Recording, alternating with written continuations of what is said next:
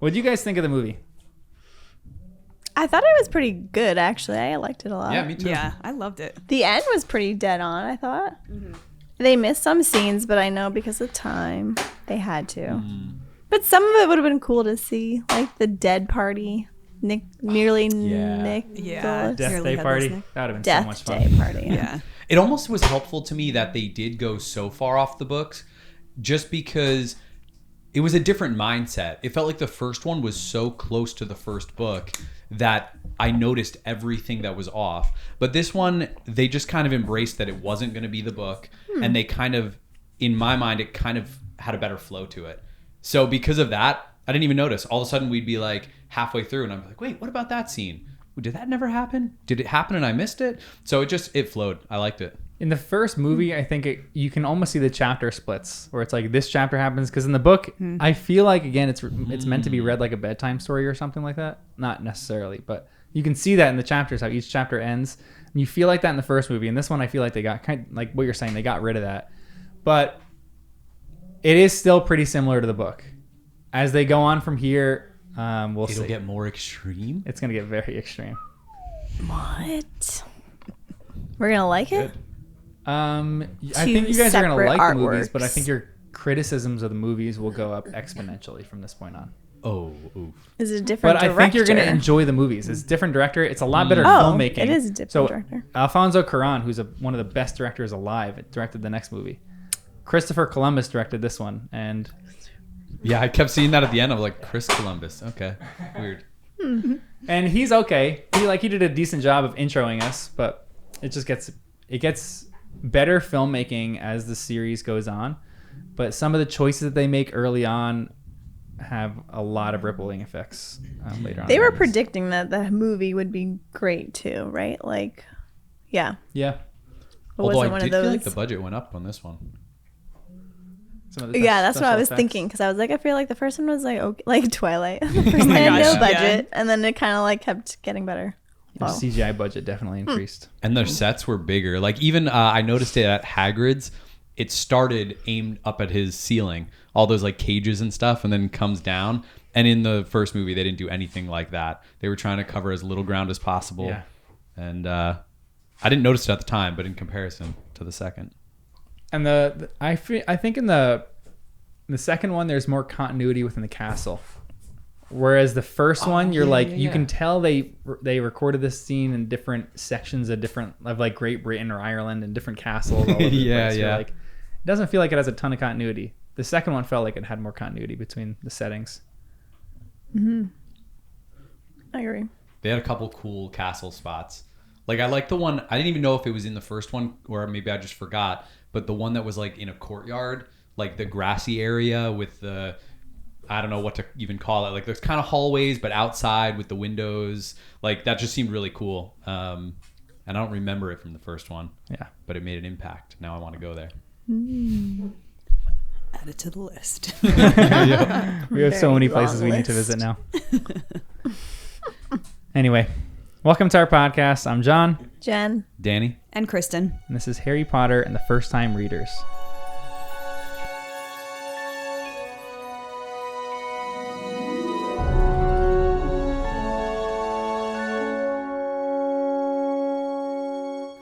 Okay, I could use your guys' help. So we are looking to start our own forum website, but at the moment it's pretty easy to start a subreddit. So that's what we do. I just started a subreddit. I have a lot of questions that I want to ask any of our listeners, and it's the best platform for just community engagement, all that kind of stuff. So if you could, head over to Reddit, subreddit. It's r/first-time-readers, and you can help me out, John, with any of questions that you want answered, any questions you want me to ask Jen, Danny, and Kristen. I also have questions for you, like one of the questions that we're talking about right now, because we're just in the middle of The Prisoner of Azkaban right now. We're releasing these podcasts probably like 2 weeks after we kind of talk over them and everything like that. So we are in the middle of Prisoner of Azkaban. We just recorded a podcast from chapters 6 to 10, and it was about a 3.5 hour long podcast. So I want to know if anybody would listen to a 3.5 hour podcast, or if I should break that up into 2, maybe even 3 podcasts. I have a ton of questions about just the format and the structure of this podcast, what anybody thinks we can do to make it better. So head on over to r/first-time-readers and help me out with some of that kind of stuff. Join the community. I would really, really, really, I cannot tell you how much I would like to engage and like just talk to people who are interested in this podcast and just see how we can make this better. Please, that would be so much fun for me.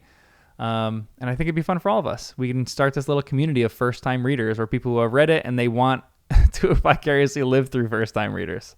The discussion questions for this week that I'm going to post, so that they should be on our subreddit right now, are what is the happy thought that you would think of if you were casting your Patronus?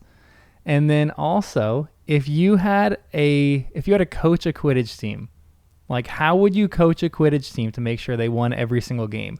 Like, would you make 2 seekers? Would you have 2 keepers? What kind of Moneyball situation would you do to ensure your team won every single time? Those are our questions. Go to our subreddit r/first-time readers and give us your thoughts. I'll read them on the podcast. All right. Anyway, enjoy the podcast. And also rate and review it. All right. You okay? I'm hearing music. Every time. We're just going to go through this movie kind of scene by scene. Break down every little thing in it. How did you guys like the beginning of this movie? I think let's just kind of go through our notes, and if any of us miss anything that's in our notes, we can always just circle back to that. Whatever you think is important. How do you guys like the beginning of this? The Dursleys, Dobby, all that kind of stuff. I feel like they portrayed it pretty good. Yeah. Although I'm really detail oriented, so certain things really bother me that they like didn't include or they added to, like the pudding cake falling. Mm-hmm. Yeah. That's not how it happened in the book. But did you like how it happened in the movie? I mean, it worked for the movie. Yeah, it was more like dramatic, so I guess it was funny. And like Harry's like pretending he's holding it, so it kind of worked with the whole like he's crazy, he doesn't know how to interact with people. But that kind of bothered me because I'm like, yeah, I don't know. I'm just comparing it too much. But I did like the foreshadowing of the sock when I can never say his name. Dobby. I like when you call him Dobby. I don't know why I call him Dobby. Whatever. Anyways, when he has a sock when he comes out of the closet of when he was hiding, and he's like holding the sock and he like throws it. I'm like, oh, that's so cool. Oh, good find. I did not notice that. Maybe That's a great find. might have been Danny's comments. I didn't like that moment. You noticed it too, Danny, when Harry like pushed Dobby out of the way. Oh yeah, it seemed Right? a little aggressive. It seemed a little aggressive for him. He you he like did say. smacked him, right? Not that Dobby's a pet, but Harry's a bad pet owner with Hedwig. So why would it translate to a creature about the same size as Hedwig? Oh. Wait, what was that? When was that moment? Was it That while was before he the pie. Yeah. So okay, they went right, down. right. He like chased him downstairs, and I guess Dobby was gonna do whatever he was gonna do with the pie, and he like tried to get ahead of him. I don't know. It just, seemed like a little harsh. much. Yeah. But also, it could have been some CGI moments where Daniel Radcliffe is still figuring out how to act with something not there. It looked a little harsher. True. Then the CGI guys are like, I guess we got to do what we got to do with this. It's against Harry's character, but we only have a couple takes. Yeah, I definitely think that there's a lot of that in there where I'm sure the actors and especially the director, he's probably that's the best that we're gonna get with these kids. Yeah. Yeah. I feel like all of Ron's lines are so good, and even how he interacts with CGI. Yes. There's a one scene where he interacts with the Howler, and I'm like, he is doing so good. I feel like here. his face, like his facial expressions, win the movie. Yeah. Oh yeah. Yes. Because that was just my favorite part. He was just so He is a master at facial Because they're so expressions. extreme, I but they know. still seem authentic. yes. It's great. Yeah. Yeah, he's great. Oh, and also the movie makes Harry look like a better pet owner because he didn't forget Hedwig in the Right. movie. Oh, Yep. yeah. And I didn't like that Fred and George didn't go back in. They Oh, used yeah. That whole little section. Yeah. And he with, never like- got a letter from the Ministry of Magic, which is making me think they're going that's right. to ignore a lot of his Ministry of Magic stuff in the future because we barely even know what that is. Do we even know what it is in the movies? Like in the books, it's been a thing. It's kind of always been there from the very beginning of like Dumbledore chose to go to Hogwarts and be the headmaster there instead of the Ministry of Magic. So since then, it's been an entity in our minds. But in the movies, it's not even a thing yet, really. Like Cornelius Fudge shows up in this movie. But even then, that might be the first time we really see of it or hear of it. Maybe. So I was a little disappointed not that he didn't get that letter, but maybe it won't matter. Do you guys think Dobby is more annoying in the movie or the book? Or equally annoying? Almost equal. Yeah. I feel like when I read it, I was more anxious though, of like as if you're gonna get Harry in trouble versus watching it. I wasn't as, maybe I anticipated it though. I was gonna say maybe because we knew Yeah. it was coming. Because I agree. Same thing with the book. I was like, it was like under my skin. I liked him better in the movie though. Like he felt a little easier to relate to. I was like, oh, I like feel bad for him. It felt like it was like out of his control. He would do something, he'd say something, and then realize I got to punish myself and bang his head on the wall. Like I felt bad for him. In the book, I was just annoyed at him at the beginning. So I'm the reverse actually for that. oh really? In the movie, you were annoyed by it? I think in the movie, because they cut out a lot of his dialogue in the movie, I don't think you get enough of his backstory. So my favorite line that we talked about in the podcast, which is, yes. Dobby has heard of your greatness, but of your goodness, Dobby never knew. He doesn't They cut that out, and I'm like, say it. that is one of the best lines in the entire series. I And was feel like waiting that gives- for it. Yeah. And he says, Dobby has heard of your greatness, sir. And then he says something else, like after that. I'm I like, don't why know would they cut that line? It's just so good. So I had more sympathy for him in the books than I did in the movies, especially like later on in the movies, the whole scene where he's talking about the rogue bludger when Harry's in the infirmary. Like they cut out half the dialogue for what makes Dobby a really sympathetic character. They included a little part of it, but not enough. So that was just annoying to me. Yeah. I mean, he is an annoying character in general, but Yeah, for but I do feel bad. I think towards the end, that end scene when we get there. Yeah. The car scene was completely different too. I don't know if my I'm jumping gosh, too yeah. far ahead from you guys, but The first car scene or the second? the Like- first one when Yeah. they're because then they go and they can't get into the wall to transport them to Hogwarts, the train, and then they go in the car, and that scene is so different. Yeah. That whole It's so dramatic in the movie. Yeah. I know. No drama in Harry the almost book at all. falls out of the car. Yeah. I know. I was like, that was definitely not in there. Oh goodness! Like, what the- nobody in the train saw that. That whole thing? Yeah. There's like literally a car hovering 30 feet above the train. Everyone's heads would be pressed against the window looking at, oh my gosh, Harry's about to yeah. die. And even before they were leaving for Hogwarts, the whole Diagon Alley scene got cut way down because Harry lands in that weird shop, but we don't meet the shop owner. We don't find out that Lucius is actually a terrible person, or even then we don't know for sure, but at least the way he was portraying himself to the shop owner in the book, like he had legit Voldemort stuff and a secret compartment in his house. So in the book, it's like, we already hate him. We only got to see him in the bookstore in the movie, and it was just Which kinda that was even quick. cut too. Yeah, So, it was so fast. I'll say- There was no brawl, no nothing. I thought we were watching the extended edition. This is the longest movie even without the extended edition. The extended edition makes it 3 hours. And there is one scene, which is the one that people lament the most. That is the cutting of the Nocturne Alley scene when he's in Borgin and Burke's. And they included a little bit of that scene where Harry hides from Lucius Malfoy and Lucius Malfoy selling certain things to Borgin there. So they did cut that scene out, but I don't know why they cut that out. I feel like that's such an important scene to set things up. They should have cut other scenes out, not that one. Yeah, I didn't like that at all because it doesn't set him up at all as like an evil. Like he has no bad. I don't know. Like Well, I knew he was bad already because he was in The Patriot, and that guy is evil in The Oh Patriot. my So as soon as I saw his Greatest face, villain. I was just like, I hate this guy. Yeah. So I guess they picked a great actor for Yeah. it, so that's something. That guy is just eternally a villain. Yeah. It's funny. Some of the actors in the Harry Potter universe didn't want to be typecast. Snape actually was refusing to do the role of Snape because he already played a similar role and he just didn't want to be typecast as that role. Some of the other actors were in the same boat where they were like, they've already done some of that acting before where they've already portrayed a character just like the one they portrayed in Harry Potter. They just didn't want to do it because they were like, I don't want that to be my defining role. Like imagine if Alan Rickman wasn't Snape. Like he is a perfect Snape.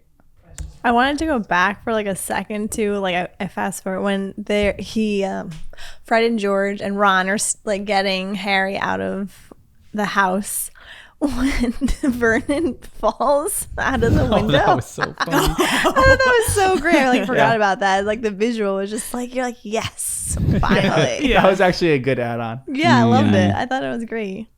And then did you guys, this like, it's fun to see how they did practical effects here, but like when he falls out of the window, the bush that he falls in is just like a collection of, it looks like a collection of branches that like made his fall a lot softer because he falls and like the bush just collapses. I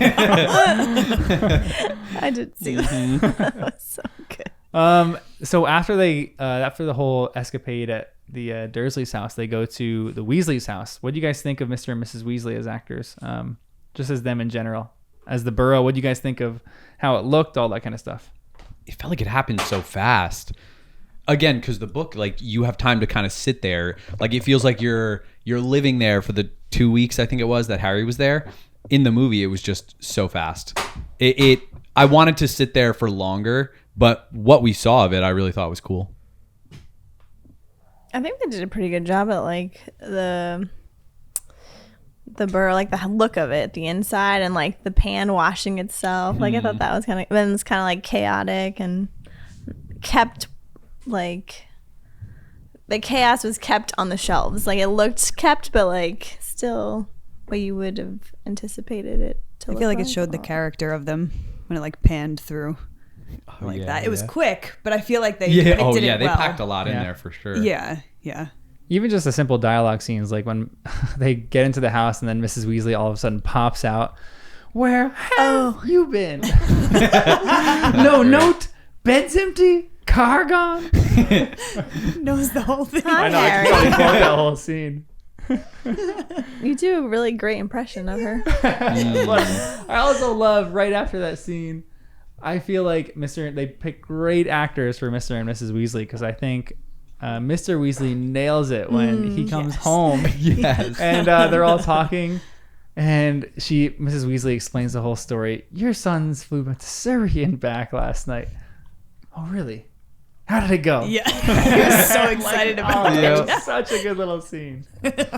You have like a herd of owls My behind you. carrier pigeons are back outside it's my not a window. herd. Oh my gosh, Right it's now. really What is trying it? to get in. What is a group of owls? Flock, maybe? Yes, I said herd. That's wrong. I didn't question it. Yeah, it works. Anyway, I also like that Ginny was the one who stood up to Mr. Malfoy. It was so strong and felt like not the same Ginny from the book. And I was like, nice. Go, Ginny. Yeah. I actually felt like there was a note from the book that I felt like Ginny depicted maybe. Mrs. Weasley. And I don't know if it was that. Maybe it was later. I forget which point it was. But that's funny you said that because I felt like that in the book. Oh, nice. Good. I thought maybe it was possible I just missed it. But now my impression of the characters is kind of becoming some combination of the movie and the book. Not like it's that different, but it kind of is helping. It's helping to inform my view of them as I read on. I also hate how dirty you get when you travel by Flu Network. Did they all get dirty like that? Harry was a mess. Harry was filthy. I'm like, I would never travel by Flu Powder. I would do anything else. Yeah. That's so gross. It's not worth it. Yeah, you travel by Flu Powder and then you're just shopping the rest of the day covered in soot and ash. I feel like I would be nauseous afterward too. Right? The Wait. description in the book, I'm like, Is there no, a thanks. clean yourself thing that you can do, a spell? Because if you can fix your glasses with a simple spell for a second year, then you must be able to clean that's yourself up true. real quick. So, because like were the Weasleys dirty? Just Harry was. He didn't know the spell yet. yeah, I guess Well, didn't know the he spell, like maybe. sprawled out on a dirty floor. Yeah, he didn't know how to when he land. came- Yeah. That's true. When he came into the shop. So there's a lot of funny things about this. So there's Reparo, which you can use to like correct glasses that Hermione does in the first one. Oculus So Reparo. this is one of my favorite notes about the Harry Potter universe, Jen. Hold it together. He's a graduate, just so you know. Yeah, true. I can tell. So wizards do not really adopt Muggle technology. They do it very, very sparingly when they have to. There's a lot of controversy whenever they do it. And we'll talk about this in the next book a little bit. But they have adopted, as we've seen in book 2, public toilets. Before, when wizards would go to the bathroom, they would go in their pants and they would just do a disappearing charm. No way. I'm How do you know not this? joking because this is, I don't know. Yeah, where did I you forgot find this where out? I read this. Is on Pottermore, but it's like canon because it actually came from the creator herself, Wow. J.K. Rowling. And they would just perform a little disappearing charm and they'd make it go away. I And wish I they'd- could use that at work. Let me tell you. Like, Today was rough. that's absurd. So I feel like you could do that same kind of charm, clean yourself up a little bit. You okay, Jen? Oh, I just had a bad day at work, so that would have been come in handy. Oh, wow. Interesting. I don't remember them having public toilets, though, in the But maybe it second didn't book. come up in the. The second book, you said? In the second book, they Well, they at compacted least the have whole- the whole chamber is in the, whole- yeah. toilet. It's in but the lavatory Oh, duh. Okay. with Got Moaning it. Myrtle, where she died in the U-bend. Where would the Chamber of Secrets be kept then? Wait, but then that doesn't make sense because if Slytherin, the starter of the Slytherin house, so they adopted it probably pre-Slytherin, Oh, pre. yeah. and also, Okay. I don't think Whatever. they built this castle from the ground up. It probably already had some facilities built into it back when it was a Muggle castle. So do they use magic to build a castle, or do they actually build it like Muggles would build it? Interesting question. It's a great question, Jen. Do you think there's any other secrets wanna in the know the castle answer. besides the Chamber of Secrets? Wait, say that one They more have Do you to think there's any dig other up the entire secrets? basement. How much of this I'm underground sure, yeah. layer is Guys, just it's Hogwarts. completely There's undiscovered? everything. Endless. And also, that was in the second Yeah. movie. They did these big pan shots over all of Hogwarts, and it looked gigantic Oh my gosh. compared to the first movie. Yeah. I was like, this place is huge. Look at all these things and the greenhouses and the whatever. No wonder there can be all these secret chambers underneath for years. My brain doesn't like connect this way, so I notice like nothing from the first to the second movie. And legit, there's Yeah. probably only 300-400 students at Hogwarts, just period. Right. And they're living in this insane castle. Extravagant castle. Like you have to Yeah. walk like a mile from one class to the other, and Yeah. Their exercise. yeah, Or they use magic. yeah. Can they get on their broomstick? Don't worry about Wow. The broomstick? They could, yeah. Yeah, maybe they can get on their broomsticks and go throughout the Yeah. castle. But that's why they Can get they? 4-post beds and no bunk beds and all the space in the world. That's true. They have an awesome room. They do. They have a great room, but the castle is massive. It is just. It's So then it insane. has to have a lot of places to hide. Yeah. Secret. And What if that's why it everyone wouldn't had a be- secret chamber? Every house. That's what I'm saying. Honestly, Like they Who might. said that? it's Right. Hogwarts. That's It's a good endless. thought. Would they call it something else? Maybe. Where did Helga Hufflepuff put her chamber of secrets? I know. What if each founder has a chamber of secrets somewhere? It would only be fair. I know. Seriously. That would be really cool.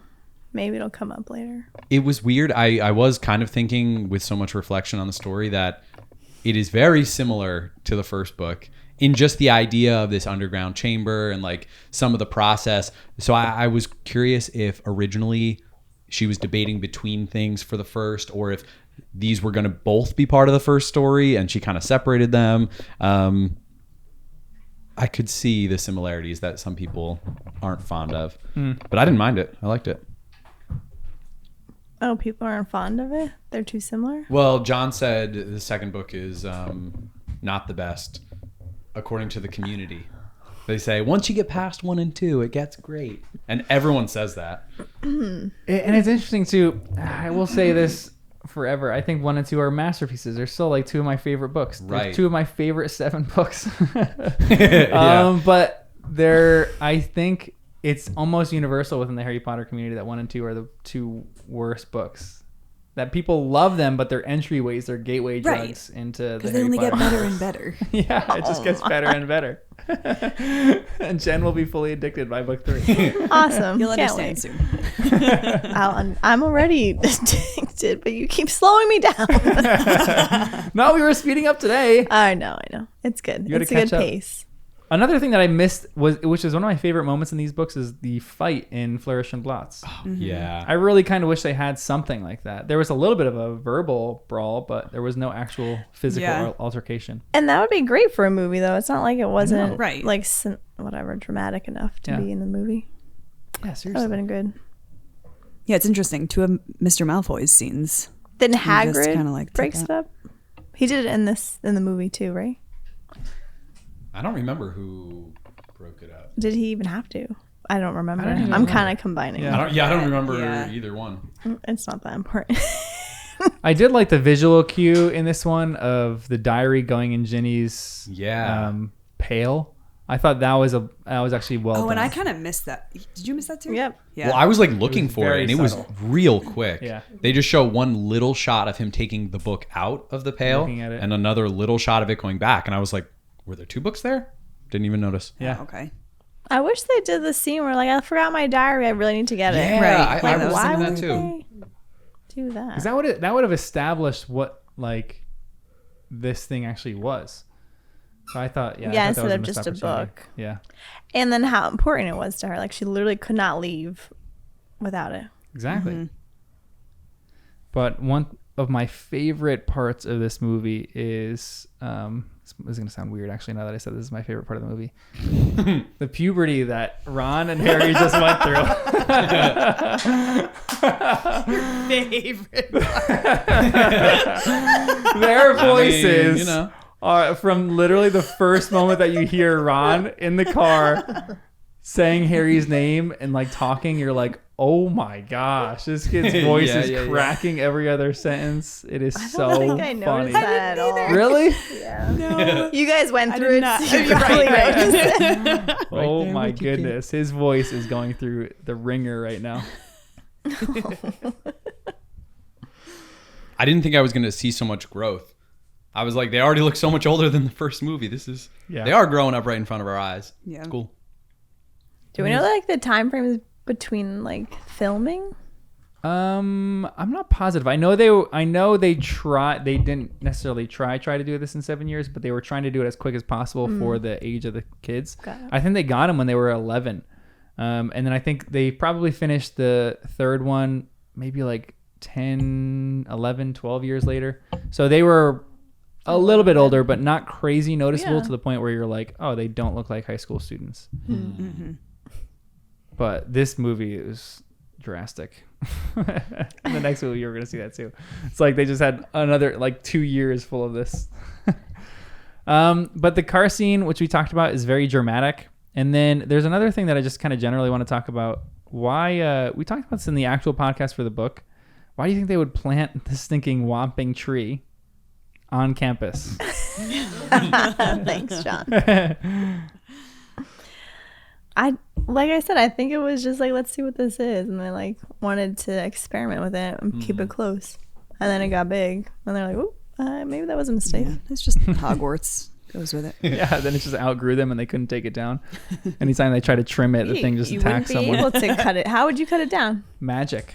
Well, Oh, my. they were able to trim it because it had those little new growths on each of the nubs, so they were clearly trimming it. I also think that You would even a very kind animal could get pretty annoyed if you crash a car into it. So let's just give the tree a little benefit of the doubt. Yes. It doesn't want to whomp. Yeah. Whomping might be in its nature, but I like to think it's not whomping the children that walk by or have a picnic What under a its phrase. branches, okay? I think it might casually whomp every once in a while. It might even be like a Venus flytrap if a bird's there and it's looking for a little snack. But I don't think it's whomping students as they walk by. I refuse to believe it. Let's just hope like Draco takes a little picnic down there these days and the tree just has just squishes him or something. That would be nice. I'm going to blame Ron and Harry for being mean to the tree. That was just minding its own business. You know? I mean, they didn't do it on purpose. True. After all this happened, so in the books, it's funny because they're on their way to herbology when Professor Lockhart is teaching Professor Sprout all about whomping willows, all his extensive knowledge. But one thing that drives me crazy in this movie, and this is something that I'm gonna harp on in this movie a lot because I did it in the previous one, is Neville's development.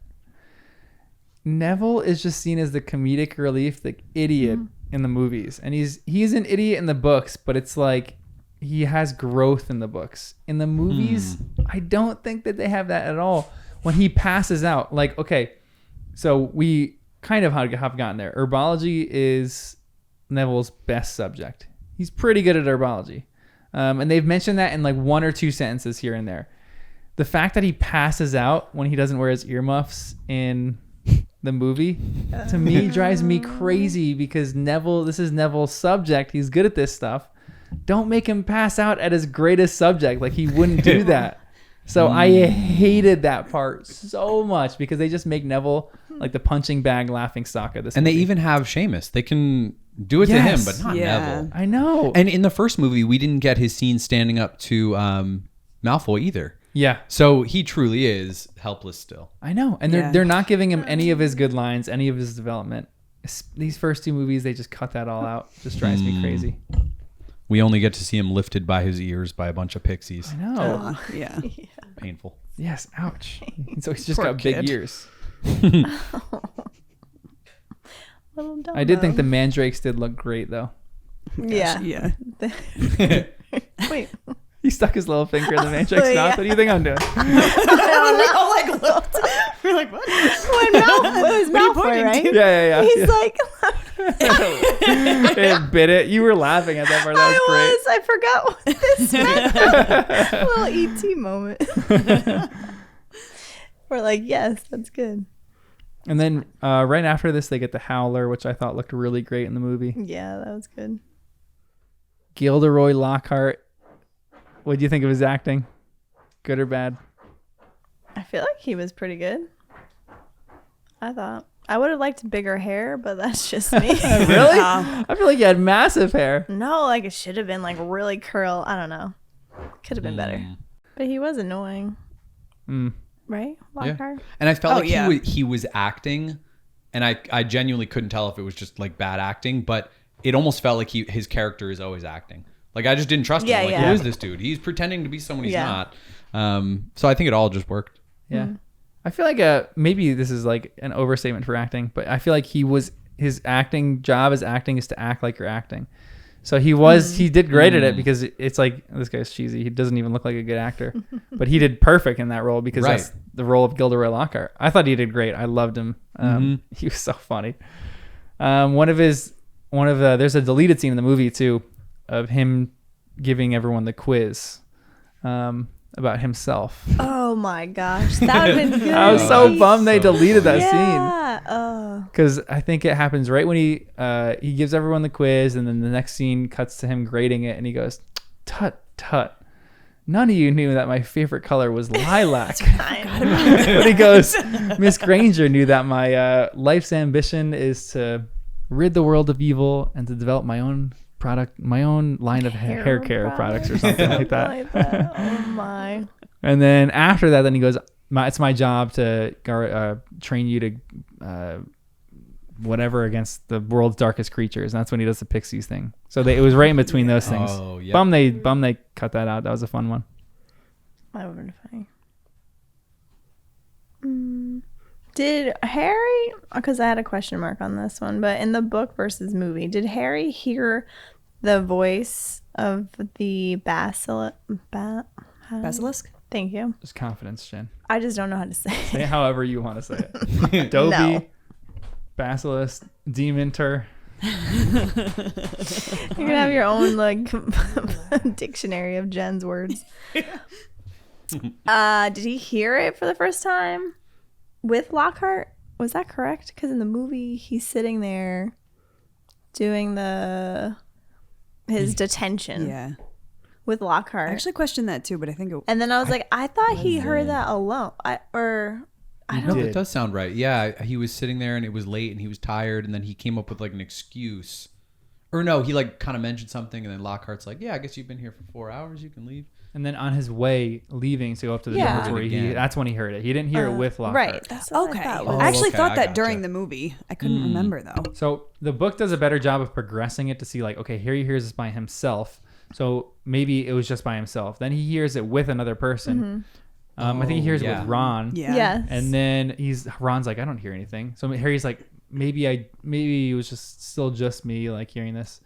In the movie you hear this with Lockhart, and it's like a whisper, and you're like, there's something weird going on. It's more immediate in the book. I just felt like the wrong place though with Lockhart. I don't know. I just didn't like that. Yeah. But Lockhart's acting was great in that. Yep. Because that's when he goes, I feel like we're a bit drowsy. His acting, I loved it so much. After this scene too, we get another really important one, but I have a lot of issues with this next scene because this is when the Quidditch scene happens when they're on their way down to training. It's like a war scene. And then all of a sudden, all these Slytherins turn up and they have their Nimbus 2001s. And then all this stuff happens. He goes eat slugs, which is a great part. And in that was really good. If you watch any extras, that was Ron's favorite part to act because they flavored this like slug slime. It wasn't actual slug slime, obviously, but they flavored it different things. So like he said, it was fun because he just got to like eat chocolate and mints and all this other flavored stuff the whole day. So he was like throwing up delicious flavors. That's pretty funny. I thought it was a great scene. Like they did it really well. Yeah. I thought it was good. Yeah. I thought that was a great scene. But then when they go down to Hagrid's, this is probably a scene that all of us have a gripe with. They go down to Hagrid's, and they're essentially explaining what a mudblood is. And Hermione is the one that does a lot of the explaining. Yeah. Rather than Ron. That's weird. Why would they do that? Yeah. Because she reads all the time? I think. That's probably I feel like that's the only explanation that they have for that. I don't understand really why they made that change because I think it changes the dynamic of the characters a bit too, where Ron is just like an oaf and kind of stupid, more stupid in the movies than the books. In the books, you're like, Ron's kind of an idiot, but he knows the wizarding world. Yeah. So the whole idea with the mudblood, he's able to explain that perfectly because he knows the bias surrounding that.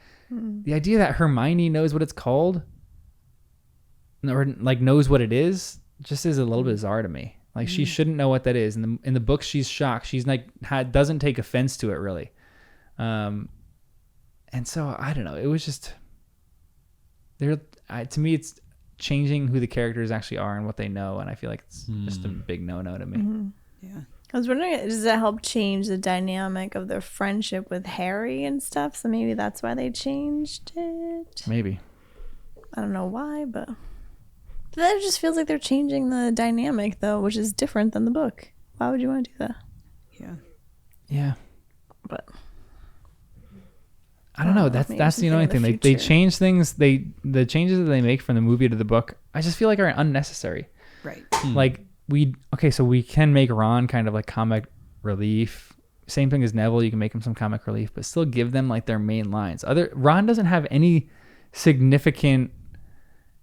Maybe he has a little bit of character development in this, but he really is just a comedic relief again. Like he has great lines, which is like, follow the spiders. Why can't it be follow the butterflies? Oh gosh, Like, my mom loves that line That so is much. really And I think it's a great line. hated that scene. But yeah, you're passing out at that scene.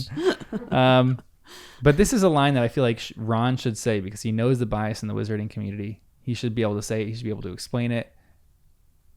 For Harry and Hermione, who have never experienced this is like their go-to person to figure out what's going on in the wizarding world. Yes, Hermione reads a lot, but I don't know if she would come across something like this.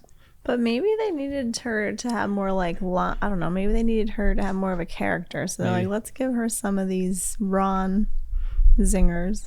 I don't know. Because she then passes out later on. Oh, that's true. She's She is not petrified. around for a lot of this movie. So she's petrified for most of the movie. So they'll probably like, let's give her a few. Yeah, that's a good point. She's going to be just be in a bed the entire Yep. movie. So we paid her all this money. We might as well get some money for it. Maybe that too.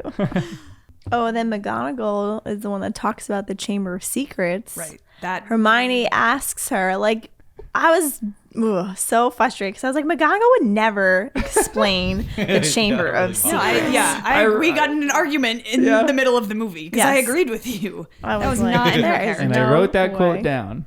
What- So, yeah, what did you say? Jen said, would McGonagall tell them? Never.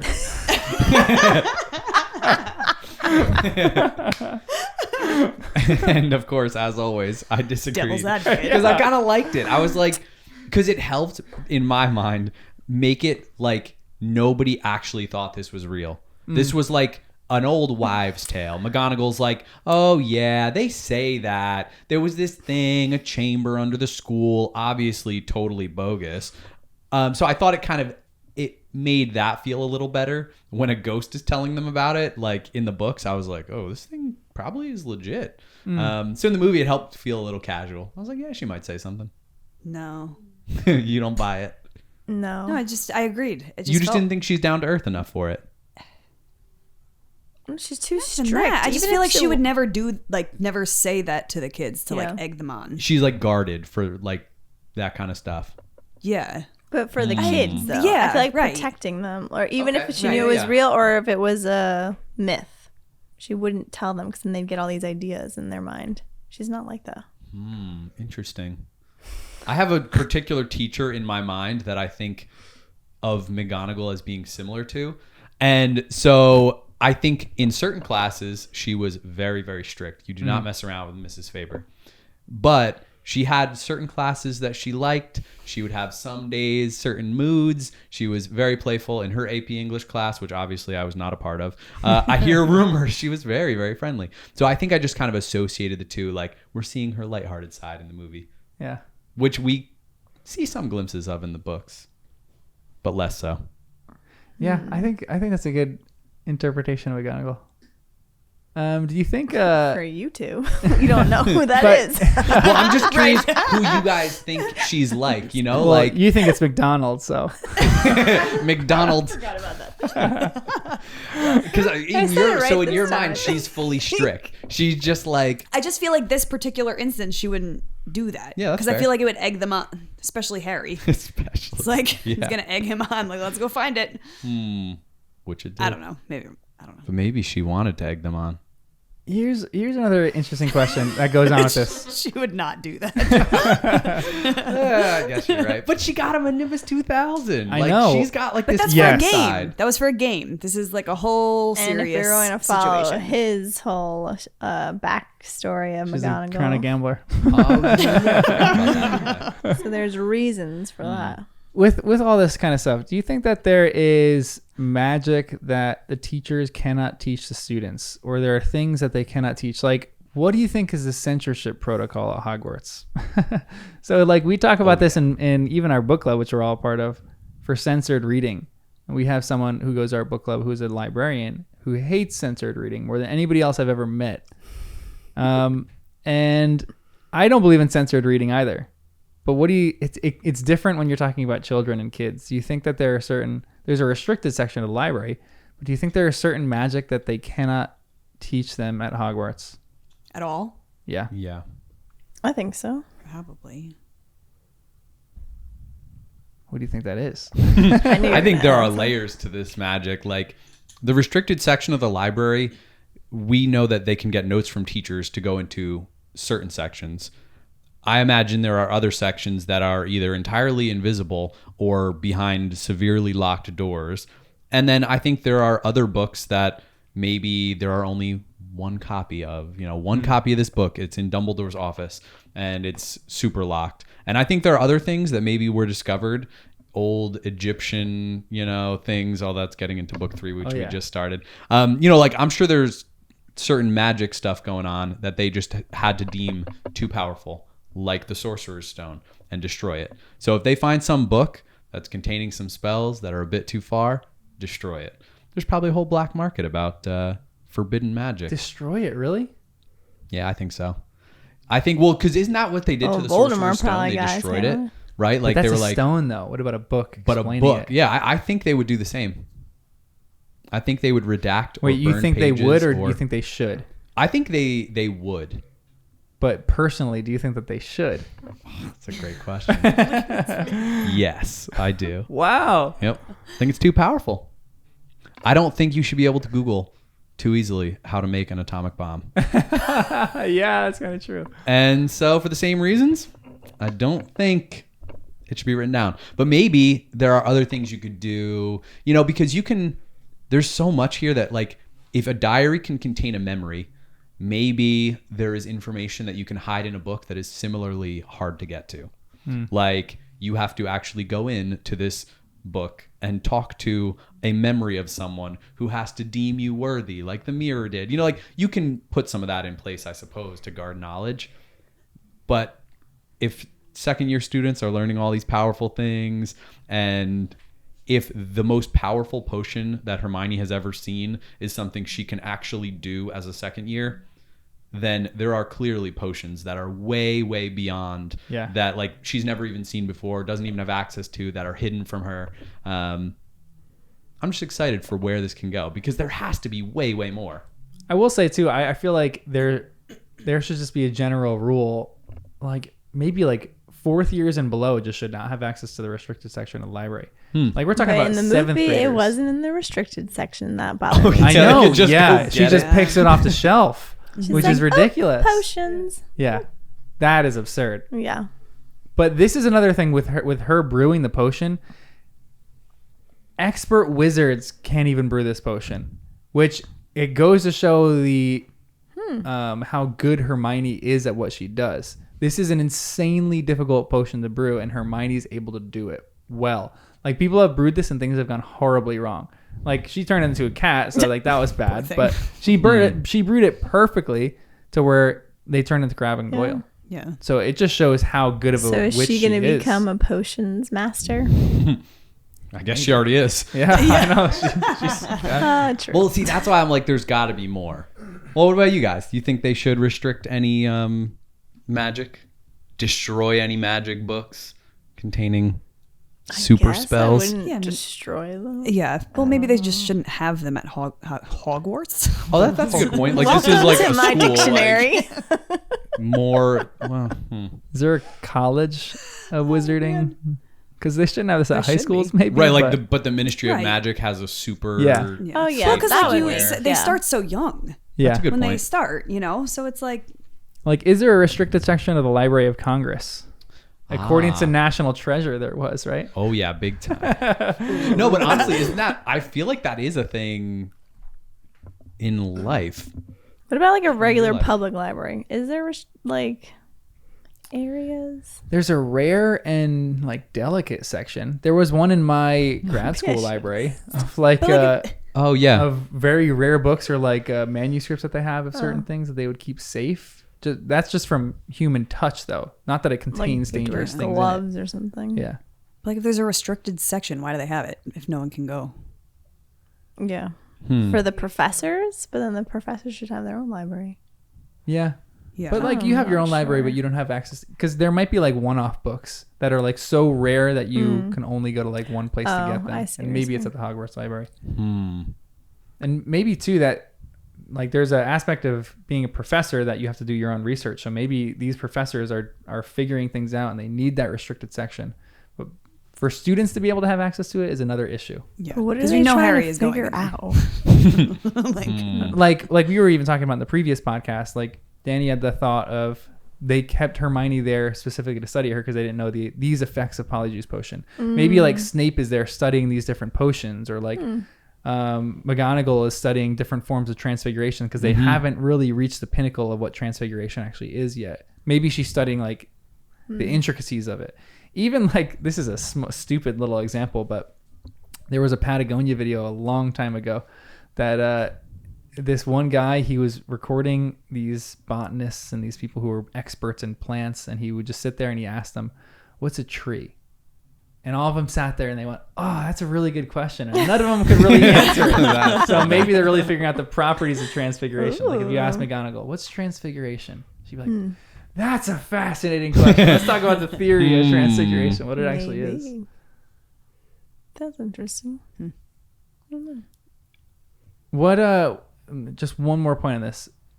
If you had to make like a guess on what you think is like certain kinds of magic that they cannot teach at Hogwarts, like if you were like a teacher at Hogwarts and you were like restricted to say you could not teach this maybe branch of magic or these spells, do you have any idea what you think those things would be? dark magic?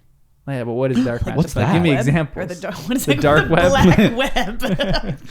Yep, that's the one. I'm in my own world today. I'm speaking my own language. No, but I agree. Like, there's got to be some really, or maybe that's just a word they use. Like, dark magic could be anything that's deemed too extreme. But another thing that I was thinking is the effect, how long it lasts. Like, Hermione's seeing this polyjuice, and she says the most complicated she's seen. I'm thinking there is a more complicated version that lasts for a day or a week or a month or forever. A lot of the stuff we're seeing so far, very temporary. In this movie, I think it was in Transfiguration, they're like, oh yeah, try this spell, do this thing. And Ron's got a broken wand. So he tries to turn his own loved pet rat into, what was it, like a saucer or like a cup? He could only do that knowing this is going to do no harm to him. It's temporary. I assume it automatically changes back after a certain amount of time. So I feel like the restricted stuff would be a certain level of magic that lasts forever. So things with permanent effects might be restricted, or like we mentioned in the past, the Aladdin rules, no killing people, making people fall in love with you, stuff like that. Could it also be intent? Yeah, that's what I was thinking. Like all the same types of spells. I mean, I don't know how it would work to make it restricted, but like if you do a certain spell, point. Like the intent, like dark magic would be to harm. Or, you know, like maybe they're teaching the kids proper ways to handle the magic in a simpler form. Because it does seem to be more than just the words spoken. The words matter, but there's like an emotional element to it. Like you have to set your mind on something, or your emotion has to be in a certain place. So that's fine if you're thinking happy thoughts or you're trying to get something good to happen. But if you're thinking angry thoughts or murderous thoughts, maybe that unlocks. Right. Like in the moment, if you react and like put a spell on someone, you could seriously harm them. So this is tough though, because what if you as a professor see a student who has some of these thoughts and emotions? Like we even see this, none of us are really teachers, but like if you see this in kids today, you don't just put them in like a loony bin. Well, sometimes you do, but like what do you do as a teacher if you have a student who's coming up who has a lot of these emotions that they're dealing with? Like a small, this is maybe in miniature, but like Draco saying you'll be next Mudbloods, right? With like disdain in his heart. Yeah. If you're a teacher, how do you stamp that out? Well, they don't have like a guidance counselor, wizard, or witch. Like, why? Guidance therapist. Yeah, they should have a therapist. But maybe you just do a spell and it goes away. I don't know. I mean, that's kind of like Tom Riddle. Dumbledore saw it. I don't know if other teachers did, though. Right. Yeah. Yeah. I know, because then he turned into Voldemort. Yeah. But then he was going to go that route anyway because he was the heir, or it depends on your intent or your, what was it, you chose what you choose, your choices. Yeah, it's your choices that make sometimes, you. Like you said, how do you stamp it out of them? I mean, you can't. Yeah, because you can help guide, you can try to take them under your wing and keep that. I can't. Is there a spell that takes away your your power? That you would be turned into a muggle. Is there a spell? Wow. Ooh, that. Because then that would be a spell that would take away all your power, but keep you as a like not kill you, but turn you into like a muggle. Yeah. That would be that would be an illegal spell. If someone that's what I'm discovered saying. That, they would have destroyed that book. Yeah, for sure. That's too powerful, right? I don't know. There you go. There's your example. Or I was even thinking like the unicorn when they were like having an innocent animal that's supposed to do no harm but good, and you're taking the life of it and using it for your own benefit. I feel like that is another dark magic type thing. Yeah. Which would be intent also. But like something that's that evil, like you're just doing anything and everything to be powerful. And it doesn't matter who's in the fire of it. Man, that's fascinating. There's got to be whole departments at the Ministry of Magic that are regulating the types of magic being done. If it's being done for students, when they're just studying and doing simple charms that push cakes over, then I feel like that's just the easy version of whatever they're doing to monitor the wizards that are out there in the world. But this is the question that we have even in the Muggle world. How illegal is this with like your cell phones are with you all the time, and they're pretty much listening to they're listening to our conversation right now. That's icky, but everyone knows it's like the reality. But that feels illegal. That feels like an invasion of privacy. So maybe that would be the thing: spells that monitor people or are observing people without their permission. Yeah. But then where do they go? So like Hagrid went to the Azkaban, right, for a short period of time. But then I was 2 thinking, months. Yeah. yeah, I didn't know it was that long though. Long time, right? I thought it was like a week. Did they even say that in the second book? Only because we just started reading the third, and they mentioned that in like Yeah, the I first don't or think they second said that. chapter, and I Yeah. was like, 2 months. Yeah, it was 2 months, which is insane. But then I'm wondering, like, what does that even look like? I guess we're gonna maybe get there. But I was just like, how? Like they're putting Hagrid, who doesn't even like do magic really, and he's gonna be in this like very powerful, secure, like prison. And I'm just like, How secure is it though? If someone's able to escape, Well, we're not which we'll get there. to. We'll not get. Yeah, we won't get there. Maybe I'll But cut only that for out. the first time. Oh, you know what? I think a memory charm is over the line. what Lockhart Even for does. muggles, yeah. I am not fond of that. That feels Yeah. over the line, but it also makes me think if you can do that for muggles, you can do it for wizards. And should it be allowed at all, ever, without he did their do permission? it to wizards. Lockhart. Oh, yeah, he did, definitely. But that's Yeah. like considered illegal. But it almost makes me think the charm itself should be like not okay, like destroyed. Yeah. Too powerful. What the Messing heck with is going to people's happen minds. with Lockhart right now? His charm backfired on him. He's incredible at this charm. So is he like essentially like a dementia patient right now for the rest What of if his he life? destroyed all the memory charm books that are out there and he was the only one who has it left? Oh my gosh. Blows up in his face and now that charm's gone forever. That'd be great. That's probably good. That would be a good Yeah. thing. Unless he's faking it. I just feel bad for all the people he stole, like Right. all the Yeah. stories that like actually perform these spells and survive these attacks. And what if they can no longer do magic? Function. Or they forget their spells or their specialties or whatever, you know? So I will say too, because I was doing some research on this because of some of the questions that we were asking last podcast, and there is written from the source, JK. Every time I go I'm into so nerd sorry. thing, Jen just Also, Jen, you laugh so quietly. And like, I know you're laughing, Yeah. but when I listen, it's funny how much you're laughing. And then in the podcast, nobody else knows that you're constantly Good. snickering at Jen. but Nerd. Dumbledore was the only wizard around who had these kind of suspicions about Gilderoy Lockhart. He knew 2 of the wizards that Lockhart had stolen their memory from. So he had suspicions that this person was wrong, and what he was doing when he was hiring him was he was looking to expose him. I think the question then At is the like, cost of the children. yeah, what cost? Like they, Yeah. okay, for a full year of their magical education is down the tubes for defense against the Yeah. dark arts. It's a little But he questionable. exposed them at the cost. He left the school, and then this man could have obliviated Harry and Ron, and Right. like Dumbledore had some. Yeah. We got well. That is, He's a little, yeah, I don't know. He's a little mad. that's a questionable play, but that's what J.K. said. So he must see the future somehow. But in this movie, there's some other funny things like when Quidditch was happening, Jen goes, "Quidditch, huh? Dumbledore went to all the things," which I think is a that you? great. Or you said that? I think so, yeah. Because as soon Yeah, as I yeah, saw it, yeah. I'm like, he's everywhere. Yeah, which is a Not the case in the books. great line because it's insane that this assassination attempt happened under Dumbledore's Oh eye. Yep. yeah. Oh, yeah. He's just sitting In there both watching movies, it. he's just chilling there. I Like, didn't even think that. Me neither. It's crazy. That's what we to have me. the guys for. yep. Wait, It was- but also, oh, sorry, go. No, you go. Because it's off topic. Oh, I was just going to say Mr. Malfoy was there too.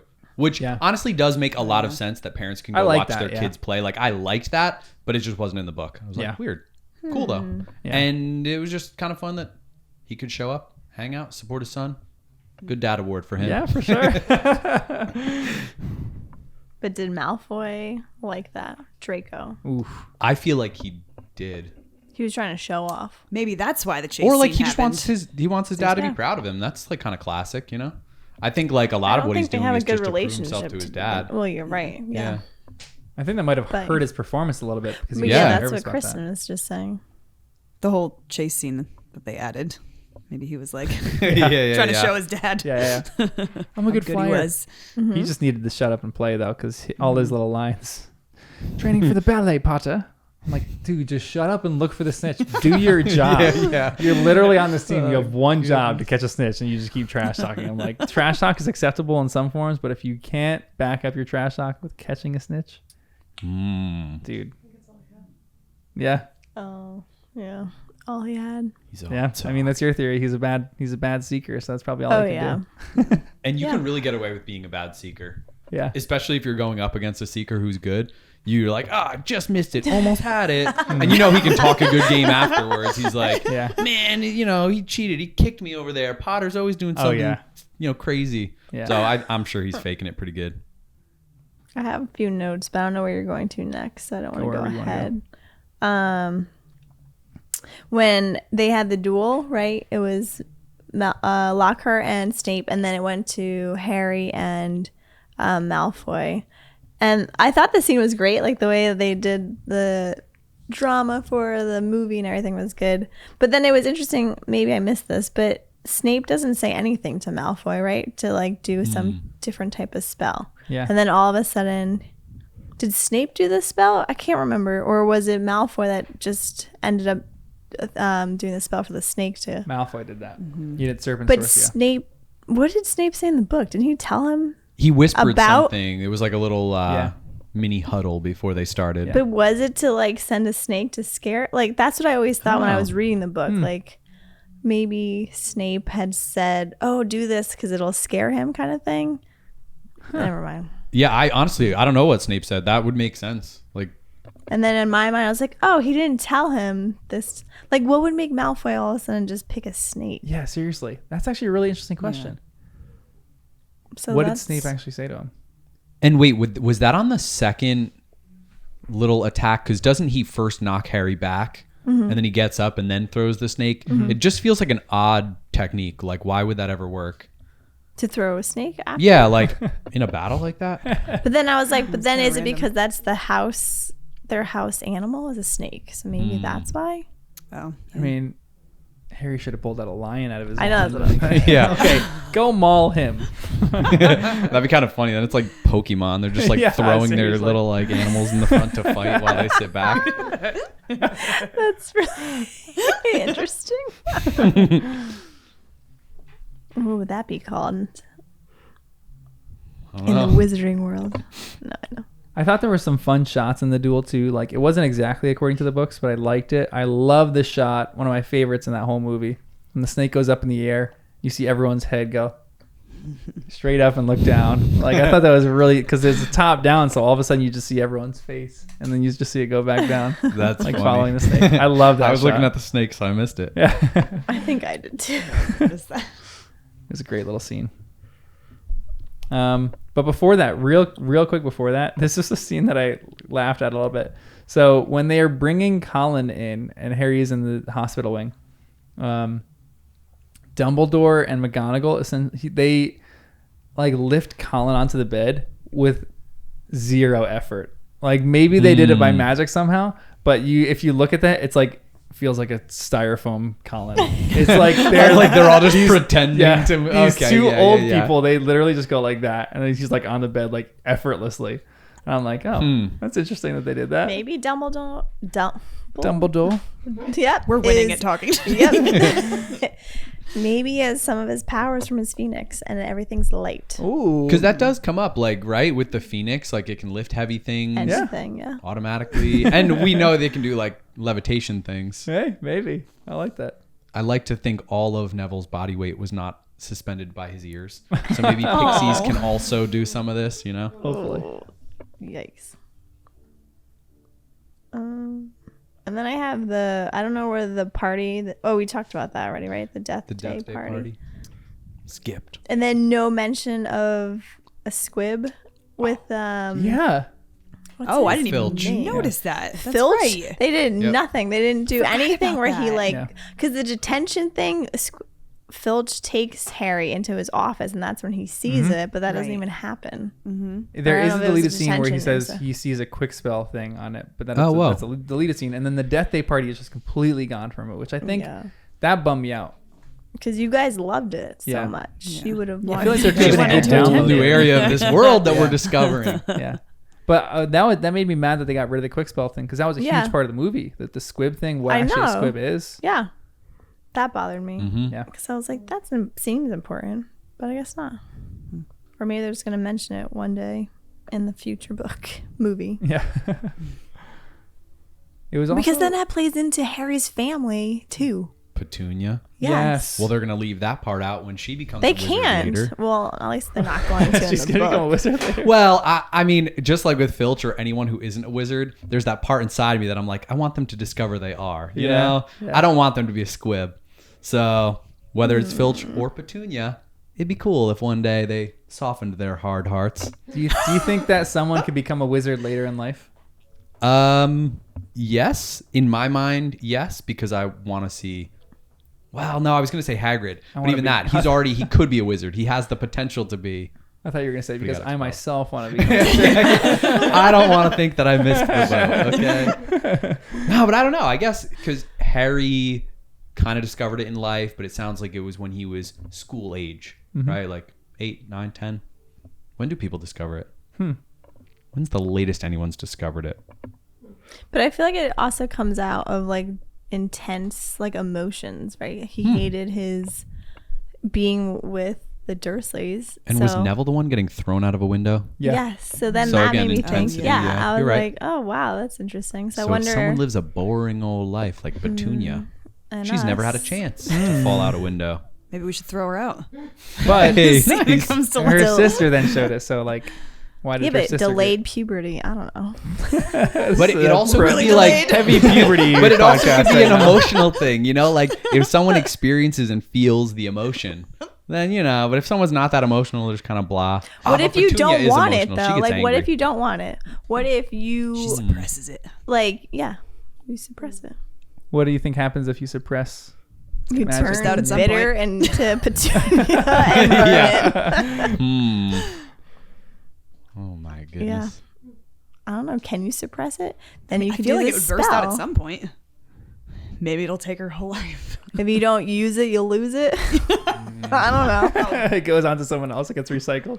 Okay, well, you don't like it. Moving just on. dies down. Maybe that happened. Petunia was so bitter that it went to Lily. Whoa. Maybe. Yeah, I feel like you can't suppress it. You can only suppress it so much. But maybe Bound there's to a burst spell. out. I don't want to be a wizard or witch. Whoa.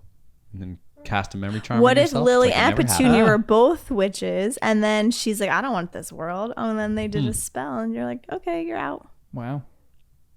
Oh yeah, can someone formally reject it? These are all just. I feel like yes.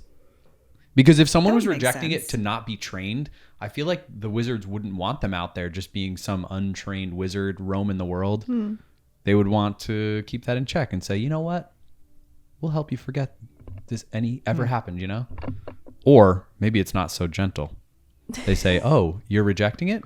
Well, why don't you just that's step why over she's here for a bitter? moment? Yeah. They're like, wipe them. Then they send them back and they don't That would even make know. sense why she's so bitter. Interesting. We don't have enough information. I'm so curious. Yet, I know. Maybe you'll get enough information. We'll see. Hmm. There's I think Crabbe and Goyle are bad actors in this, but very funny scene when they're looking at the cupcakes in midair. Oh yeah. Oh, cool. And they just like grab it and eat it. I'm like, oh my What are god. they doing? And then Ron pops out. How thick can you get? Oh, love it. And weren't their arms like full of things too? Like Yeah. they like Yep, had they all already this. had I'm a like, million in my desserts. mind, they would have been stuffed already Yeah. based on how it looked. Like, why would they just eat it? They would add it to their pile and then just keep walking, and who knows if they would ever consume it. It just felt weird. Yeah. I did think maybe one of my favorite lines in the movie was when they're looking all through the corridors when Harry and Ron are Crabbe and Goyle. And then he has the glasses on and they run into Malfoy. And Malfoy's like, I didn't know you wore glasses. No, And he doesn't takes them off and he goes, oh, reading. I didn't know you could read. Yeah. So is this true? I saw something about that. Was that in the book? No. No, Okay, in the I book, saw he could take something- his glasses off because his vision was fine. Yeah. Right. Oh, that's right. I saw something online though that what's the actor's name that played Draco? Tom Yeah. Felon. Yeah. he couldn't remember his line, and he didn't know what to say, so he just said that. I didn't know you read. way. I don't know if that's accurate, but I did see that would be awesome. online. That like That is a great like that line. was So good. an impromptu thing that he just threw in Oh there. my gosh, it's so good. That makes me so happy if that's true. It was weird. Well, I guess I'm jumping ahead a little bit to when Harry's in Dumbledore's office, I was because just- I didn't have any other notes until the office. But in the office, he just stumbles upon the Sorting Hat instead of intentionally going back there, Yep. grabbing it and putting it on. Yeah. And he was just having a conversation with it like it's another person, which felt a little weird, rather than whispers in the ear while it's on his head. I think they rectified that situation for me a little bit later because I thought this was actually one of the best changes. That I think the movie was slightly better than the books on this. Was when Harry purposefully goes to the hat in the Chamber of Secrets and pulls out the sword, rather than just like, I think it just was like on his head and he seeing felt the it sword in clunk. there. Oh, fell. yeah, on his right, head. right. And he's like, oh, here it is. So maybe that rectified it. He's like a more active character in that. But yeah, when they didn't have him go to the office, he's like, his character in that moment is like, I'm gonna go get this no matter what. I didn't like them. They dropped that. I also felt like it's the nature of movies, but in the books, it's a lot easier to hide key lines because you're just reading so much content, so much more. But in the movies, it felt like things stood out a little more. When Dumbledore mentions the Phoenix tears can heal, I don't even remember if that was said in the book because I just read right over it, I guess. was. But in the movie, it felt so obvious. Yeah. Again, because I just read the book like last week or 2 weeks ago, it feels fresh maybe. But the same thing was true with the mandrakes. That it said something about how they can heal someone who's petrified, and it just stood out so much in the movie. But in the book, blended perfectly.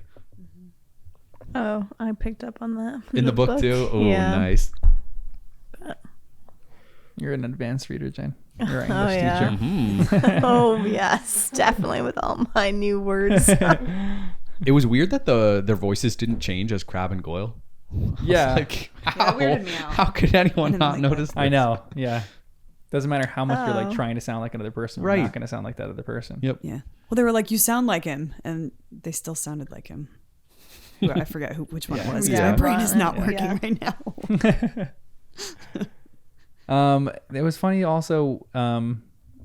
Like there were great scenes with Hagrid and Fudge when Fudge goes into Hagrid's cabin, and Hagrid's like, if anybody wants to find out some information, you just got to follow the spiders. Like Yeah. obvious like that. So obvious. That was funny. But then Ron goes out, follow the spiders. Why couldn't we follow the butterflies? And he runs in, which is a great line again. And then, I don't know if you guys have anything about the spider scene. You couldn't even look at it because it was a spider scene. Literally gave me nightmares. Oof. Do you guys have anything about that? Did you guys like it? You guys thought it was interesting at all? It felt like Aragog told them more in the movie than in the book. I forget exactly why, but I felt like in the book we were talking about they walked away with not much information except that Hagrid didn't do it. But in the movie, I was like, oh, wow, he's like talking about Myrtle and the bathroom. And like, it just seemed pretty specific. And the spiders just seemed more dangerous in general. I was like, Hagrid should never have sent them there. Yeah. That's all I got, though. Because in the book, he didn't talk about Morning Murder. I didn't think he did in the book. And 'Cause I was Harry thinking it put was together. yeah, I think, right? that was all later. But I couldn't remember. It just felt like they got a lot of useful information, which was good. But almost at the cost of their lives. Yeah. Don't. And why can't the car fly anymore? That would have been useful. Oh, yeah. I know. Like, It did. End Well, up yeah, it did in the flying movie. at the end. oh, it did? Yeah, at the very end, that's how they got away from him Did ultimately. you fall asleep? Oh, I thought it just I was drove not away watching. because like at the end when it dropped them off at Hogwarts, it was just like driving Yeah. through the woods. That's Oh, one okay, thing good. It flew. Nice. that I didn't like though. The car didn't look like weathered and like it became part of the force as it said in Yeah. the book, right? Yeah. It like became its own beast. Yeah. And it looked the same. It just looked dirty. I didn't even think it looked different. Just It just took a- looked beat up from the yeah. Whomping Tree. It just took it went through the flu network, just like Harry did, and just got a little ash on it. That was about it. Yeah, I was expecting like moss to be growing in it that'd have been and so like fun. a tree kind of like sticking out of it. No. Oh, actually, I wrote this down too because this was actually a good thing. So I take back my slight negativity. They explained that the car could not fly because the flying gear was jammed. Oh, yeah. Which I guess that's good. They explained something. I, again, don't remember if that was in the book. But it's then just a little they thing. did unjam it, and then that's how they got over the little rock. Oh, okay. Because all the spiders crawled in front of it, and they were like blocking the view, and then all of a sudden the thing goes up. And because it's like a stick shift, so he's doing it. That's funny. I think. I was probably closing my eyes because I was so scared, like Kristen. Gross scene. That honestly was pretty gross. I literally had to turn around and not watch it. It was terrifying. Ugh. Creepy. Did you turn around for the basilisk? That was fine. Snakes you're cool with? But Yeah, spiders I'm are fine. too- Don't. Yeah, I hate spiders. Like with a passion. Like- Like I said, I literally had nightmares that night. Woke up like 4 times thinking there was a spider on me. No. It was terrible. Terrifying. Jen, any nightmares? No. It's because she's a normal person. Hey, nothing wrong with I nightmares. mean, I just go to Kind of. sleep and then I'm out. I don't know. It was funny. I think, Danny, you made this comment. When the final notice was written on the wall on the Chamber of Secrets, where it says, like, her skeleton will lie in the chamber forever. And all of a sudden they're walking through the castle, and then you hear this McGonagall's voice over everything. You're like, oh, the castle has a PA system. Oh yeah, It's so funny to me. That was pretty loud. She goes, all students report to their dormitories immediately. Professors to whatever corridor. I'm assuming it was a useful spell. Or she wasn't like standing right there, right? It just felt like it was. Yeah. Yeah. And then this is when we get Lockhart coming up a little late, and he is like, what did I miss? Ugh.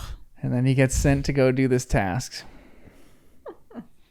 Also, I like the wig on his desk when they Harry and Ron go in. I was like, wait, is his hair not real at all? Maybe it's really not. Did bald. they hinted that already in the book? We had our suspicions, but a wig on the desk was funny. Did you see? I didn't see that. Yeah, like he had one of those like Guess you picked up heads different details. with a wig literally sitting on it, and he grabs it and puts it in his bag. Yeah. Did you notice that? No, there are other funny, like some of the, I love in his office when they walk in, every painting is like curling their hair or like doing something with their hair, or has something in a hairnet. And he's like, there's a painting that's painting a picture of him, too. Yeah, that one That was so crazy. great. Oh yeah, that was good. What about in the chamber? The snake was so much bigger. In the movie, it was gigantic. I'm like, how big is the plumbing in this place? Yeah, I know. Yeah. Because in the book, it was like 20 feet long. Big, scary. We don't like 20-foot long snakes. But it wasn't like, I don't know how long this thing was, 150 feet long. Yeah. That was a little next level. I didn't Yeah. mind it. It made for some great Yeah. scenes, but And it was Would he be that big? Would it be that big? Like the size of like a man standing, like from his jaw to the top of the head? I wonder. Because I don't feel like know. that makes a difference of Yeah. fighting. well, Yeah. yeah, that's what It. it felt weird. Like when Harry starts climbing I up hate. the wall. Why I'm was like, he climbing the wall? Stop I climbing know. the wall. Like, what are you doing? Why would that be helpful? It's Harry. He's dramatic. Can't then, help yeah. Meg let me get above you. and his little sword swinging too. I'm like, dude, that's not doing anything. Right. It just seemed a little bizarre because the snake was so big. Yeah. But I guess I could picture it more if the snake was a reasonable size. Yeah. It made for more interesting filming, but it's like the snake is so stupid. Like Harry is being cornered, and all of a sudden he takes a rock and throws it, and you hear this big clunk, and all of a sudden the snake's like, "Oh, I'll go after that right now," rather than like, "Okay, no, I can smell you. You're right here." It just kills Harry right there. I like the Phoenix scene though when he drops off the stuff and then he attacks it. Yeah, Because I can't say it. the basilisk. Yes. Yeah, that was good. I Too like many that. S's. Also, I feel like it took I don't know what my notes say, but something, it says something first. Nope, this makes no sense. Harry took a long time to open the door to the chamber at first. Yeah, I don't like, know. are you saying in the book? Because in the book he was like he Took had to him a while, summon right? his parcel tongue. Yes. He had to go through a bit of a thing Thank and you. like an exercise. In the movie, he's like, parcel tongue, I got Yeah. this. Opened it. Yes, thank you. Yeah. Yep. Yeah. Like in the book, yeah, he really had to imagine that was a snake that he was talking to. But yeah. Well, I guess that wouldn't be good for me. He's becoming Yeah. a parcel tongue master right now. Yeah, I know. in Speak like fluently in a this day. language. I know. It was also strange when the moment came for Lockhart to say, "You're done, boys. I'm going to fry you with a memory charm." And he's like explaining this. Harry didn't even try to defend himself. So maybe I missed something, but in my mind, I'm like, he learned to duel. He knows like how to disarm someone or send them back or do something. But Harry didn't. Maybe he was shocked or caught in the moment, but it felt like he should have been ready for a quick spell of something. But instead, he let Lockhart get the charm off. Sure, it backfired because of Ron's wand. Maybe Harry saw that coming. But if he did it right, he would have gotten away with all of it. Yeah. And Harry and Ron would have been, I don't know, not even wizards anymore, or not even friends, Vegetables. or however much they would have forgotten. End of series. Yeah. And it's wild to me too that when the curse backfires and the whole thing goes down, the wall goes down between them, and Lockhart wakes up, he goes, "Oh, lovely home you have here," and then Ron literally takes a rock and bashes him over the head with a large rock, pretty much killing Lockhart. Like someone actually did what that. did he do in the book? Well, What in the happened book, in the he book? was still unconscious Yeah. at that time. Yeah, yeah. And we When didn't he know he fell. lost his memory either. Yeah. It was all like kind of crazy. I can't And remember. you're like, what's going on here? Yeah. And then they're like, he's yelling to Harry and it's all a bit of a blur. But the movie, it was just funny. I know. Ay. Yeah, that was wild. Did you guys like the whole scene, the Chamber of Secrets scene though? Like, did you, any particular things that you liked or you didn't like in that? I think overall it was a cool scene. Like I think that's what I would have maybe pictured it to look like. Probably not, but I watched the movie before I read the book. I know. I was gonna say I liked it. Yeah. Yeah. When I was But- reading, I like didn't fully picture anything. Yeah. But it was cool. One thing I didn't like, which maybe I read it wrong and I can't remember correctly, but Tom Riddle, he wasn't supposed to look like a full human. He was supposed to look blurred. Yes. And that was not the case. And then Ginny didn't look like, she just looked like she was dead, but she didn't look like she was like the life was out Yeah. of, I don't know how to describe that because a dead person doesn't have life, but if you get what I'm saying. Yeah. Yeah. Yeah. Yeah. I'm with you on that because he was supposed to look hazy around the edges or like, I feel like they right. could have Fuzzy. done that. Yeah. Right? Yeah. Well, it just felt odd because he looked like a person. So he was there, but not fighting or getting involved or anything. He's just like kind of walking around and just like there. But in the book, imagining him as being only half there, like not fully formed yet, it was easier to see him as a bystander whose only input was telling the basilisk what to do. So it just was a strange dynamic. I liked that Ginny was awake for more of the movie, though. yeah. That was like Yeah. kind of good. Oh, yeah. Harry They was less bonded. alone. They bonded. Because we were talking about the reordering of the scenes too. Because Ginny is awake. Oh, yeah. What was it that's again? right. Like Harry gets stabbed and then he destroys the thing and then he gets healed by it in the Yeah, movie. But in but the why? book, Because Riddle is gone before Fox comes in with ye- the tear. in the Yeah. movie. In the movie. Yes. Yeah, movie. in the book, Fox is healing him. Oh, Yep. yeah. And then Tom Riddle's like making fun of him, standing like, over "Oh, him, your bird's taunting crying." him. Yeah. And then he gets healed, and then he kills the book, right? Yeah. Yeah. So there's like slightly reordering things. I don't think it matters that much, but I think it does matter a little bit for Tom Riddle's personality of this person who is like openly gloating and like almost Yep. playing with this food. Yeah. Yep. So I kind of regret that they didn't have more of that. Like we didn't get a ton of character development in the movie for Tom Riddle, which I mean it was a small scene, but I think that's important. And then they get out of this. They have this whole information dump with Harry and with Dumbledore, and then Dobby is set free. What do you guys think of that? Or did I you have like anything that else that came scene. before that? I liked it better in the movie than the book. Really? I thought it was way more Yeah. clever to have the sock in the diary. The only thing I was left wanting a little bit more was a connection where Harry knew what he would do with the diary. It just felt a little bit much. I also, at first I wrote down, how did Harry have time to get his shoe back on and tied? And I was like, oh, of course, a shoe tying spell, obviously. But I liked that he was in the book. I just wish we had seen like maybe Dobby carrying a bunch of things so that Harry could have said, ooh, I bet he'll hand this to Dobby. It still felt a little bit haphazard the way it played out. Maybe he just got lucky, but Yeah, I get that. well, he read him. He knew what was going to happen. He predicted it, made a call. I really liked the diary scene though too. I feel like that we didn't really overall. Yeah. But like with stabbing it felt so like great. Like I just loved satisfying, I should Like say. ink pouring out of it. Yeah. That was really cool. Yeah, And then that him worked like well. the hole, every time he poked the diary, a hole Yeah. would appear in Tom Riddle. I was like, I liked that. I think the illustration. visuals of that were really, really good. Well done. So there is a scene that we will revisit after we finish the fourth book. We're going to revisit one scene that happens in this movie that is absurd. In the movie. Yeah. We'll revisit one scene in the movie for Chamber of Secrets And then that we won't. It's not like a crazy spoiler, but something happens in the fourth book that you get a little bit of information.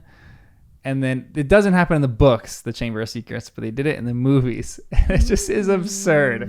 Like what goes on. And I can't wait to get there. Wow, I'm very sure interesting. there's some Yeah. people who know what I'm talking about because this is an often misaligned and infuriating thing that happens. Not an infuriating thing, but like how the heck is this person doing this kind of thing. So we'll talk about that after we do the fourth book. So maybe in a month or two. oh no. I like it. Of course. Just remind me. But I have like a general question, which I think I brought up in our text. How the heck did it get reopened? I still don't understand. Yeah. Chamber. How? That's a really interesting question. That's not answered. That we're not supposed to know. yet. How do you think it did? Because I thought it was Tom Riddle working through Ginny. But then I was like, how the heck only the air could reopen it? And if Tom Riddle wasn't fully like human, or he was just that memory spell talking through Ginny, how would Ginny be able to open it? She's not the She's air. not there, Slytherin, right? Yeah. And she's not a parcel tongue. She No. could not. But parcel tongue is just a language, so a memory can speak out loud. Like that makes sense. But then there was that other door once they got down there too. That whole thing, when you brought it up in the text thing, I was like, yeah, wait, what? How did that happen? Because I was have no like, idea. wait, I'm backtracking. I'm like, I don't actually remember. They're like, it's open again, but like, it seemed to be a very specific way of opening it, and Tom Riddle was not alive fully.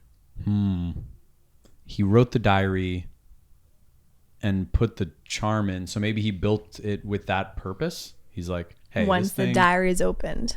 yeah, like he it seems like the diary was made to open the chamber. Like that was the reason it was written, kind of. But it also felt like it didn't have enough power to do that. I don't know why. Maybe it's more connected to Voldemort than we think. So when Voldemort lost his power, maybe the diary did too. Maybe it's more than just a memory. But I don't know. Or is Voldemort more around than we think he so is? interesting to me. I don't. Because like, how would he know that anyone would ever get this diary? And how would he know they would get to Hogwarts? Well, we know that Mr. Malfoy gave it to Ginny on purpose, Right. And wanted to, cause some Weasley drama. Why do you think it was in Mr. Malfoy's possession? Because he's Yeah, like in is the he inner connected circle. to Voldemort still? Was he holding it from back in the day? I don't know. How long has he had this diary? Yeah. Well, he must have obviously, those rumors of him being in the inner circle have Mm-hmm. to be true, because how else would he get the diary? Do you think that he got That's rid of what I it think. to cause the Chamber of Secrets to open again, or do you think he was getting rid of it because of he was getting raided? I think it was on purpose. I think somehow he's getting some insider information, and maybe it's going to be in the third book somehow. I don't know. Well, because this is the thing Dobby was talking about, right? Like the chamber was going to be opened. That must have been the plan, because Dobby knew it was trying coming to stop him all summer long and was interfering with Harry's stuff. So it definitely was part of the plan. Whether that plan was coming directly from Mr. Malfoy or a circle of evildoers, we don't know. But the chamber opening was in the cards.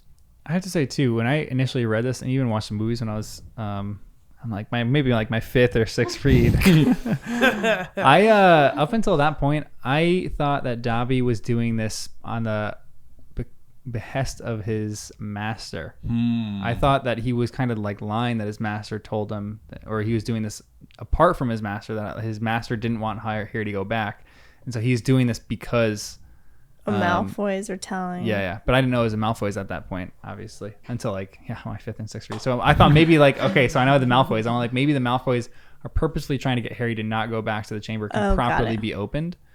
And if Harry goes back, they know it will be opened, or they know like it'll get foiled. So they're trying everything they can, and Dobby's still trying to kill him for certain things, so they can get rid of him, and he won't be at Hogwarts. Not that Dobby was legitimately trying to protect him and going against this, which is like the more plain reading of it in it. But then that just goes into like, exactly how is the chamber opened? Is like, do you think that Harry still could possibly be the heir of Slytherin? Well, if half of... Is it just the powers, or is it like personality too? Maybe it's just powers that Voldemort was imprinted on Harry. And if that's the case, then he could be part heir. Yeah, like is Parseltongue the thing the heirs get? Is that like the thing? Because other than that, I don't think he got too much. Like some of his power. Could they be related? Power doesn't make you an heir, you know? Well, maybe it does. I don't know.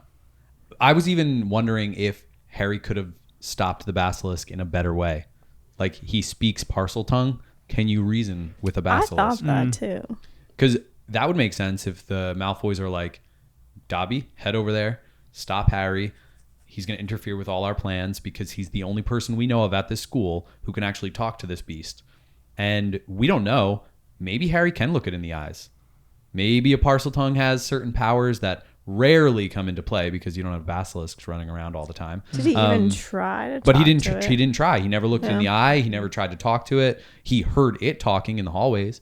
But I It kind of only thought. listens to Tom Riddle. Well, what but he Harry said, didn't right? try to talk to it. Does Yeah. it? No, I don't think so. I don't think he tried. He could have tried to be reasonable with it. You and your creatures. It's what Hagrid would have wanted. Insects. You would be Hagrid, wouldn't you? Not the getting kicked out part. Well, maybe that too, to be honest. Oh yeah, you got a lot of detentions from our previous podcast. That's true. Yep. Interesting. Not to necessarily just move on, but at the end, the Ron Hermione hug awkwardness came out of nowhere. I was like, Right? what's the deal with this? That They didn't was out like of set nowhere. that up, and all of a sudden Yeah. I'm like, did I miss some weirdness here? That like all of a sudden they're being weird, flirty, like something. I have a crush on you, but now it's weird. That's what it felt, flirty Yeah. or like kind of like, oh, we both know we have a crush, but I'm like, did I miss something? And then I was thinking about the book. One of the other things that was missing from the movie, which I thought was a funny part, was the Valentine's Day Yeah. Little trolls. dinner dance, That's right. the trolls, Ginny embarrassed. And that was where Harry originally discovered that the diary absorbed Took ink ink. and he wrote in it, blah, blah, blah. So they did skip that part. And I thought maybe there was romance there that I missed in the book. But even that, I was like, I don't Yeah. think so. No, in the book, there's no real romance between the two. So it just felt odd that they just like addressed that randomly at the very end of the movie. Yeah. Maybe. Or maybe I Or misread setting it it up and they for were just something, maybe. awkward Yeah. huggers. I don't know. Maybe that's a typical They 7th didn't grade thing even of being hug. awkward when you hug someone of the opposite sex. You're like, But not with Harry, though. oh, She, like, floors yeah, up yeah. on She Harry. like lunges at him. That's funny. Some people aren't huggers. John. Yeah. Stop looking at me. I am usually not either, though. So I will say there is something about like a disarming hug from someone that like someone just squeezes you. There's like, it's just like, I don't know what it is, but those you like.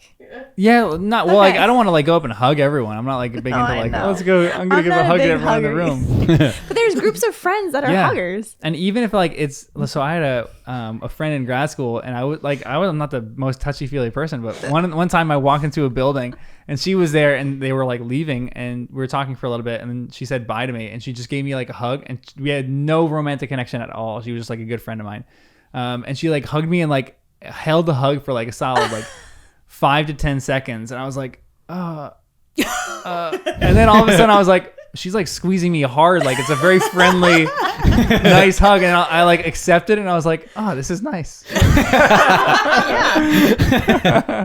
would have thought that you would have liked hugs after that. Yeah. I know, it was that moment. No, but you're right. It's rare Yeah. that hugs are actually at that level. Yeah, for sure. Two-handed, full Yeah. hugs.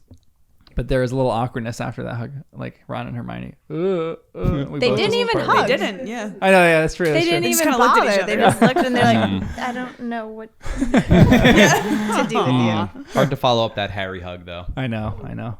Yeah. Yes, she really was excited to see Harry. Mm. But that was like a friend. It was, very obvious. Friend and maybe not a friend anymore. And in another romance thing that they left out of the movie was Percy and what's-her-face. But John, you pointed out that line at the beginning that was so quick but funny. What was it, though, with the ghost? With the ghost, Sir Nicholas Nearly floats headless, by and he goes, "Hello, Percy, Miss Clearwater." And he's like just a twinkle in his eye when he says it. Yeah. Oh, it's so great. That's it. That's all that happens, and then he. But I like away. that when they do those types of things in the movies. If they can't do the full scenes, Yeah. it's not worth it. But they just do little nods to things. It gives book readers pride. Like I'm better than you kind of attitude. yeah. When you watch a movie like that, and all your friends are like, "Oh, that's weird." It's just right over their heads, and you're like, "It's not." I know. There's more I know something to that. you don't know. It makes you feel great. So this movie in particular, there's a few things that did that. Like even the dropping of the diary in there. Like people who have read the book, you're like, I know. And like if you hadn't. You watch that and it doesn't faze you at all. But I love like little things like that in the movies that it just hints at something, but it doesn't explain it fully. But the issue is you can only do that with small things. I like that they did the Percy and Penelope thing because in this book it's just an insignificant thing. Yep. But if they did that with like the basilisk, you can't do that. It's like changing the whole movie of it. So that you can do it with small things, you can't do it with big things. So true. Anyway, you guys like this movie? Yeah. I thought it was good. Yeah, I did. Yeah. Ditto. It's a good movie. Anyway, thanks for joining us on our journey of Harry Potter and the First Time Readers.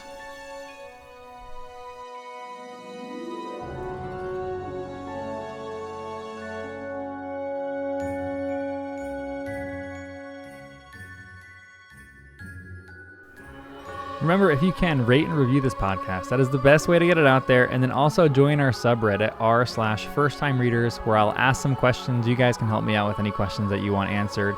Any fan theories, any of that kind of stuff that I can talk about with our first-time readers, just to make it even better than it already is. Our music is by Jacob Petrus, and our design is by Zachary Rupert. Thanks for listening.